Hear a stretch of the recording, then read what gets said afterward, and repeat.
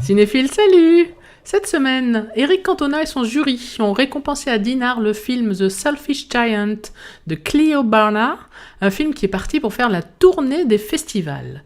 Vous pourrez également découvrir de jeunes réalisateurs aux rencontres de Saint-Jean-de-Luz jusqu'au 12 octobre, des courts-métrages dans l'agglomération lilloise jusqu'au 12 octobre, le 19e festival Jean Carmé qui se déroule à Moulins, mais il existe également des manifestations cinématographiques à Limoges, à Annecy, à Paris, à Noyon et à Bourges cette semaine pour ces rencontres écologiques.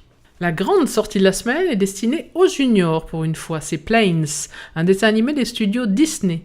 Dusty, un petit avion, casse-cou, doit relever les défis de l'aéronautique. Le voilà, enfin sur nos écrans, c'est La vie d'Adèle, chapitres 1 et 2, le film tant attendu depuis sa Palme d'Or et qui a déjà fait couler beaucoup d'encre, disons de vipère, à propos de son réalisateur Abdelatif Kechiche et de ses actrices Léa Seydoux et Adèle Lexacropoulos. Mais voici un film qui ne sort en fait que quand même sur la moitié des écrans dont a bénéficié la semaine dernière la comédie de Danny Boone Eja Jaflal Jokoul. Alors rappelons le sujet, il s'agit d'un film d'amour autour de deux jeunes femmes.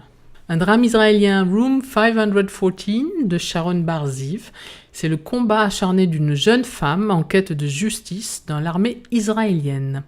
Un film danois maintenant Northwest de Michael Nord qui raconte la vie dans des quartiers multiethniques les plus pauvres de Copenhague.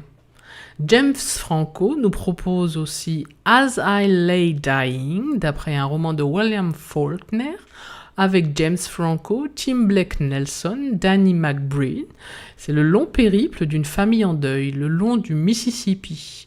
Et puis Vandal, un film français de Hélier Cisterne, qui met en scène Shérif, 15 ans, un adolescent rebelle et solidaire. Un western très original, décalé et surprenant, Sheriff Jackson, avec un rôle en or pour Ed Harris, réalisé par les frères Miller. Il s'agit de l'histoire d'une croisade vengeresse au Nouveau-Mexique.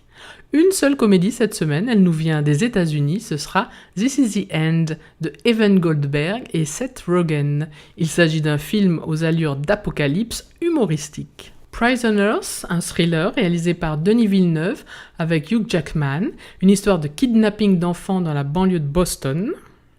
Puis La confrérie des larmes de Jean-Baptiste Andréa avec Jérémy Régnier, Audrey Fleurot.